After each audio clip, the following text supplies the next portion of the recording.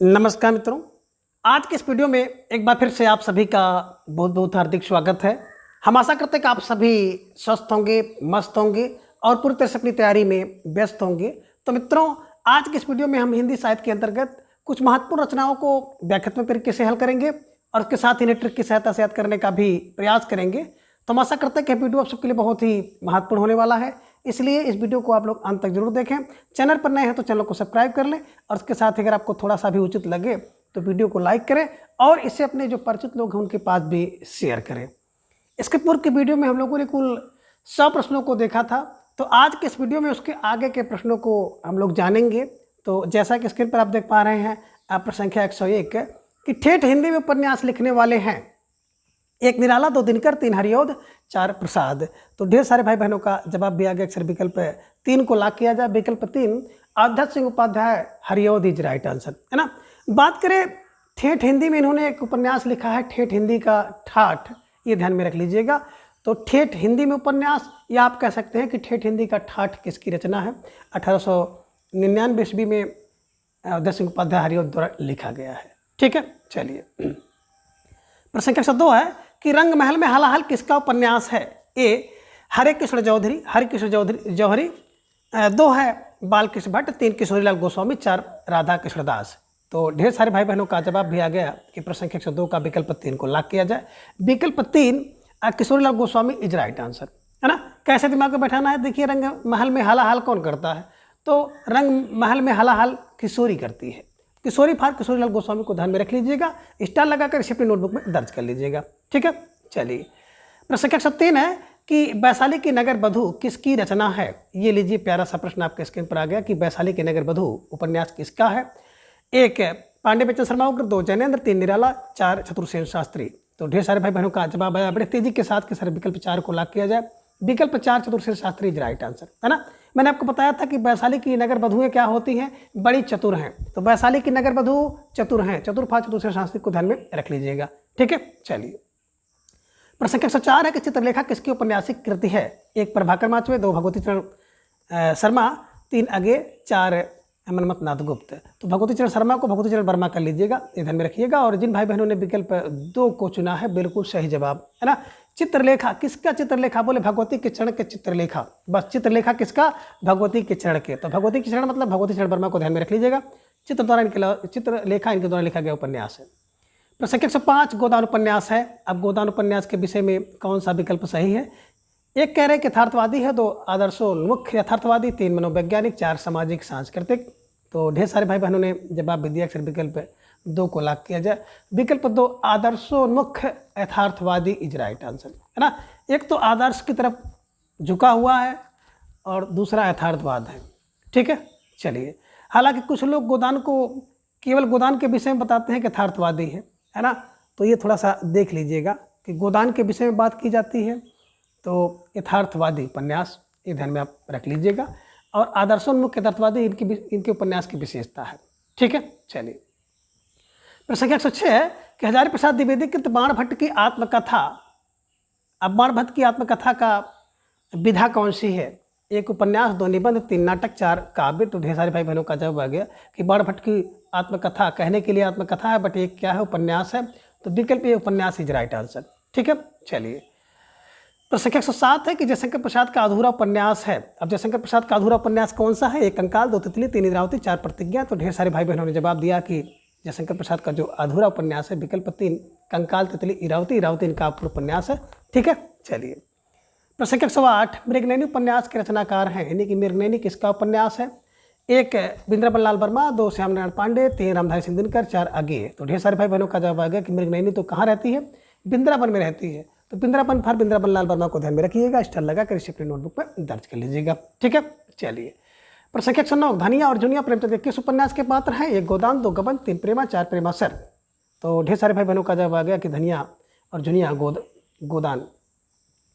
गोदान उपन्यास के प्रमुख पात्र हैं, ध्यान में रख लीजिएगा। जब गो होगी तो गो से, है ना, गोदान में धनिया उपन्यास, ये ध्यान में रखिएगा। धनिया जुनिया, है ना, ये रखिएगा। होरी।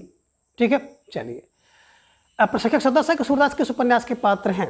एक रंगभूमि, 2 कर्मभूमि, 3 प्रतिज्ञा, 4 कायाकल्प। तो ढेर सारे भाई बहनों का जवाब आ गया। सिर्फ विकल्प एक को लॉक किया जाए। विकल्प एक रंगभूमि इज राइट आंसर, है ना। बात करते हैं सूरदास, क्योंकि सूरदास एक पात्र है और हम लोग कहते हैं ना कि जो सूर व्यक्ति होगा वो कहाँ पहुँचेगा, रणभूमि में, रंगभूमि में पहुँच। तो रंगभूमि में तू पहुँच 1925 में लिखा गया है। सूरदास प्रमुख पात्र है, ठीक है। प्रश्न संख्या 111 है कि रूप जीवा किसका उपन्यास है। 1 भगवती चरण वर्मा का, 2 लक्ष्मी नारायण लाल का, 3 बिंद्रावन लाल वर्मा का, 4 चतुर्सेन शास्त्री का। तो ढेर सारे भाई बहनों का जवाब भी आ गया कि जो रूप जीवा है ना वो बिल्कुल लक्ष्मी के लिए, लक्ष्मी नारायण लाल, ठीक है ना। रूप जीवा लक्ष्मी के लिए, लक्ष्मी लक्ष्मी नारायण को ध्यान में रखिएगा, ठीक है। चलिए प्रश्न संख्या 112 है कि 4 चंद्रलेख के उपन्यासकार यानी 4 चंद्रलेख उपन्यास के लेखक कौन हैं। 1 हजारी प्रसाद द्विवेदी, 2 महावीर प्रसाद, 3 चतुर्सेन शास्त्री, 4 इलाचंद जोशी। तो ढेर सारे भाई बहनों का जवाब भी आ गया कि 4 चंद्रलेख है ना, 4 चंद्रलेख हजारी, 4 चंद्रलेख हजारी फॉर हजारी प्रसाद द्विवेदी का उपन्यास है, ठीक है। प्रश्न संख्या 13 मंगलसूत्र शीर्षक से अधूरे उपन्यास के लेखक कौन है, यानी कि मंगलसूत्र किसका उपन्यास है। 1 प्रेमचंद, 2 प्रसाद, 3 अमृतराय, 4 गोपाल राय। तो ढेर सारे भाई बहनों का जवाब आ गया कि मंगलसूत्र जो है मुंशी प्रेमचंद जी का उपन्यास है, अधूरा उपन्यास है, 1948 ईस्वी में लिखा गया था, ध्यान में रखिएगा। अब प्रश्न संख्या 114 है कि मंगलसूत्र को किसने पूर्ण किया। 1 प्रेमचंद, 2 गोपाल राय, 3 शिवरानी देवी और 4 अमृतराय। तो ढेर सारे भाई बहनों ने जवाब भी दे दिया कि विकल्प 4 को लॉक किया जाए।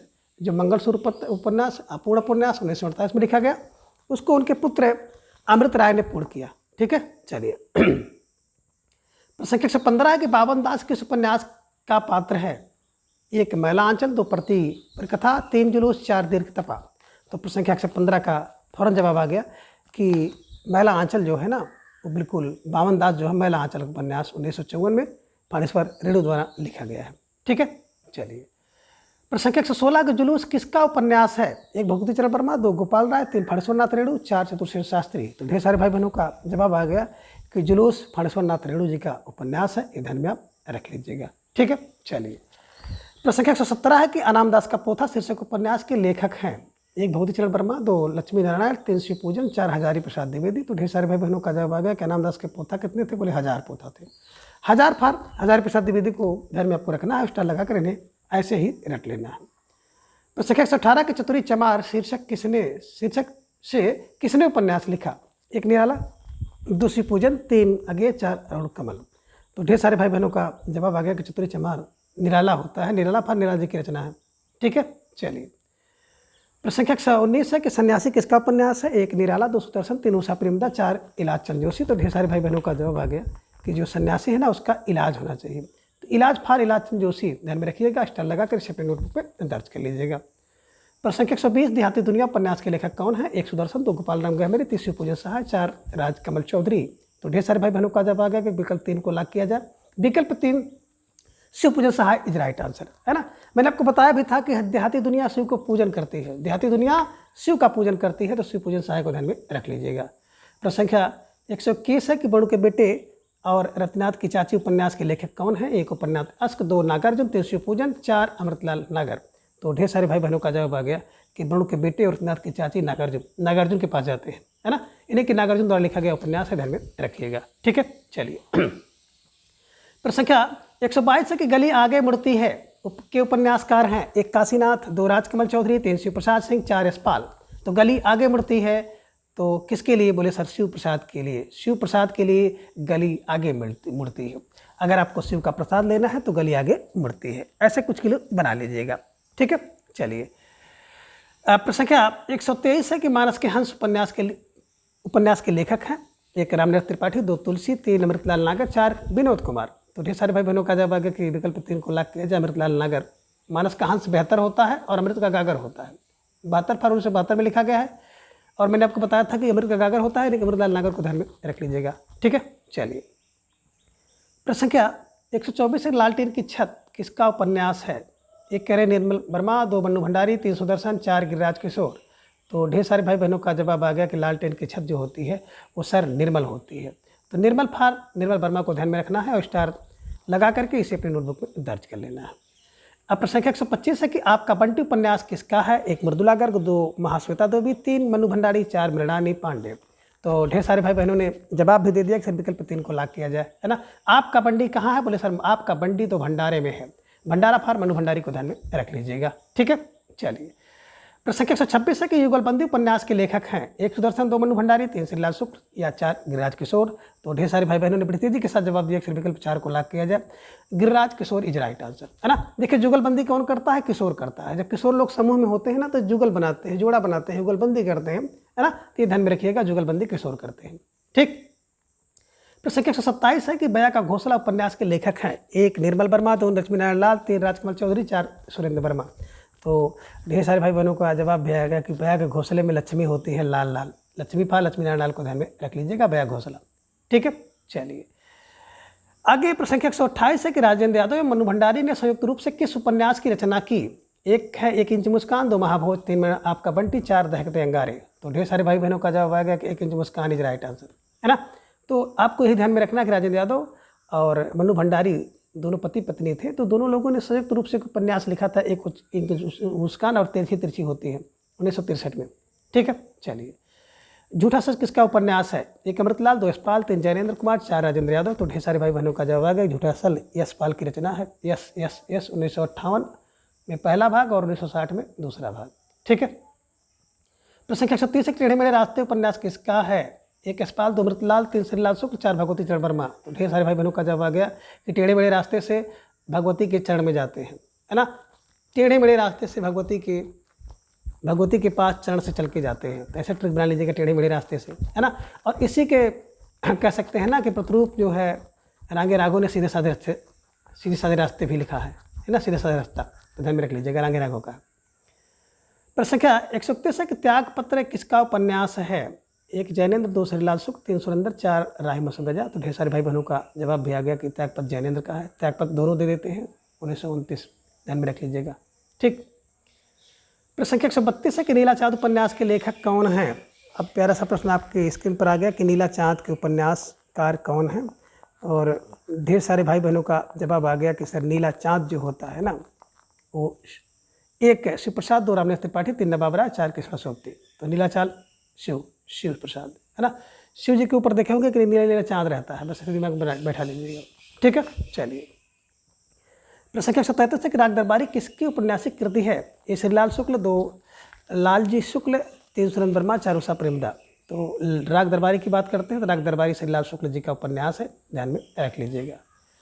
प्रश्न संख्या 134 है काला जल किसका उपन्यास है? 1 सुरेंद्र वर्मा, 2 राजकमल चौधरी, 3 सानी, 4 मैत्री पुष्पा। तो ढेर सारे भाई बहनों का जवाब आ गया कि काला जल जो है, जो सानी व्यक्ति होगा ना, शान वाला व्यक्ति, वो काला जल नहीं पिएगा, ठीक है। चलिए, प्रश्न संख्या 135 है कि आधा गांव और टूपी शुक्ला किसकी औपन्यासिक कृति है? 1 राजकमल चौधरी, 2 महादेव वर्मा, 3 शिव प्रसाद सिंह, 4 राही मसूम रजा। तो आधा गांव और टूपी शुक्ला जो है राजी है, राजी फार राही मसूम रजा को ध्यान में रख लीजिएगा, ठीक है। चलिए, प्रश्न संख्या 136 है कि अमृत राय का उपन्यास है 1 विषाडमठ, जो हुसूर, 3 बीज, 4 दुख मोजन। तो ढेर सारे भाई बहनों का जवाब आ गया कि अमृत क्या है? विष है, अमृत का विष है, बीज है, ध्यान में रख लीजिएगा। अमृत का बीज है, बीज को ध्यान में रखिएगा, अमृत राय द्वारा लिखा गया उपन्यास है।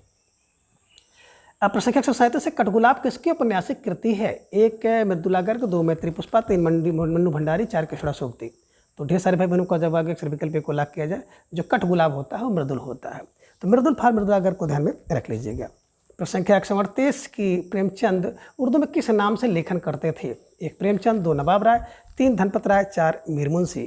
तो ढेर सारे भाई बहनों का जवाब आ गया कि प्रेमचंद जी जो क्या करते हैं, उर्दू में नवाब राय नाम से लिखते थे, ठीक है। चलिए, प्रश्न संख्या 139 है कि मैला आंचल किस प्रकार का उपन्यास है? ये आंचलिक, 2 सामाजिक, 3 धार्मिक, 4 राजनीतिक। तो ढेर सारे भाई बहनों ने जवाब दे दिया कि जो मैला आंचल है ना वो एक आंचलिक उपन्यास है। आंचल से आंचलिक ध्यान में रख लीजिएगा, इरड़ी द्वारा लिखा गया है 1954 में, ठीक है।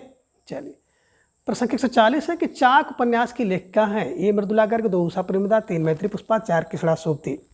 तो ढेर सारे भाई बहनों का जवाब आ गया अक्सर विकल्प 3 को लॉक किया जाए। विकल्प 3 मैत्री पुष्पा इज राइट आंसर, है ना।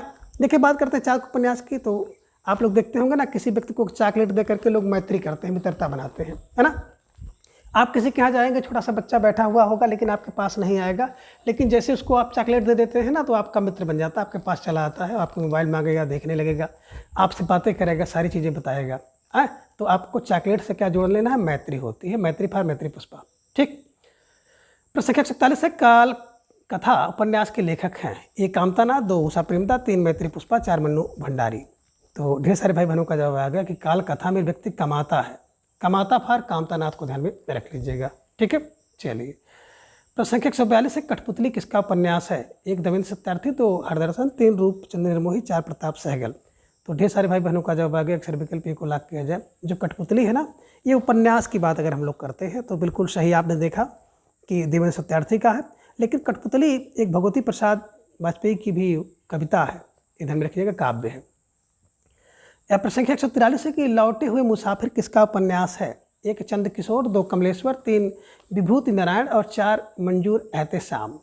तो लौटे हुए जो मुसाफिर होते हैं ना, वो घुमा फिरा के कमलेश्वर के पास जाते हैं। विकल्प 2 कमलेश्वर इज राइट आंसर। जिन भाई बहनों ने विकल्प 2 कमलेश्वर का चुनाव किया था, बिल्कुल सही जवाब। बेहद सुंदर तैयारी आप सबके यहाँ पर दिख रही है, निश्चित रूप से आप सब बधाई के पात्र हैं। प्रश्न संख्या 144, सूखा बरगद किसकी औपन्यासिक कृति है? 1 हरदर्शन, 2 ज्योतिष ज्योति, 3 मंजूर एहतेशाम और 4 है भगवान दास मोरावल। तो ढेर सारे भाई बहनों का जवाब आ गया कि जो सूखा बरगद है ना, वो हमको मंजूर है, मंजूर फॉर मंजूर एहतेशाम। ठीक है, चलिए। प्रश्न संख्या 145 है कि 7 आसमान किसकी औपन्यासिक कृति है? अब आपको जवाब देना है कि 7 आसमान। 1 भगवान सिंह, 2 प्रियम्बत, 3 नासिरा शर्मा, 4 असगर वजाहत। तो ढेर सारे भाई बहनों का जवाब भी आ गया कि 7 आसमान जो है ना, असरकार होता है। 7 आसमान असरकार होता है, असरगर होता है। तो ऐसा ध्यान में रख लीजिएगा, जब कोई व्यक्ति ना किसी समस्या के लिए, किसी परेशानी के लिए, किसी बात के लिए 7 आसमान उठा लेता है, तो उसकी बात असरकार होती है, असगर होती है। ठीक है, चलिए। अब प्रश्न संख्या 146, सर्पगंधा किसकी औपन्यासिक कृति है? 1 विभूति नारायण, 2 शैलेश मटियानी, 3 राजकिशोर मिश्र, 4 राजेंद्र यादव। तो 146 का आपको जवाब देना है और ढेर सारे भाई बहनों का जवाब आ गया कि सर्पगंधा जो है शैलेश मटियानी। विकल्प 2 इज राइट आंसर। ठीक है।